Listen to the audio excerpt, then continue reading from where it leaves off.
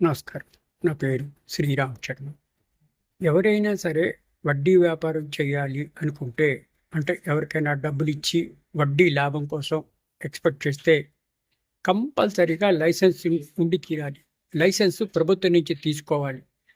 ఇట్లా లైసెన్స్ లేకుండా వడ్డీ వ్యాపారం చేస్తే అది ఇల్లీగలు. అది కాకుండా వాళ్ళ మీద క్రిమినల్ కేసులు పడే అవకాశాలున్నాయి.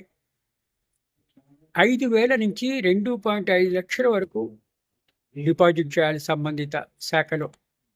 మనలో చాలామంది వడ్డీ వ్యాపారం చేసే వాళ్ళు తెలిసే ఉంటారు. ఈ బిజినెస్ చేయాలంటే లైసెన్స్ ఉండాల్సిందే. ఒకవేళ ఎవరైనా సరే మన పైన కంప్లైంట్ ఇస్తే మనపై క్రిమినల్ కేసులు రిజిస్టర్ చేస్తారు. వడ్డీ వ్యాపారం లేకుండా లైసెన్స్ చేస్తే.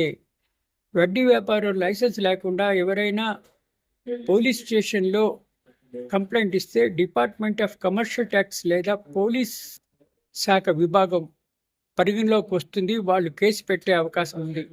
వడ్డీ వ్యాపారానికి లైసెన్స్ కావాలి. 5,000 నుంచి 2.5 లక్షల వరకు సెక్యూరిటీ డిపాజిట్ చేయాల్సి ఉంటుంది. ఇట్లా వడ్డీ వ్యాపారంకి లైసెన్స్ తీసుకోవాలంటే దరఖాస్తు చేసిన దగ్గర నుంచి 30 రోజుల లోపల సంబంధిత అధికారి లైసెన్స్ జారీ చేసే అవకాశం ఉంది. లైసెన్స్ను ఇచ్చిన తర్వాత 3 సంవత్సరాల దాకా ఇది వ్యాలిడ్. ఈ 3 సంవత్సరాల తర్వాత మళ్ళీ రెన్యువల్ చేయాలి.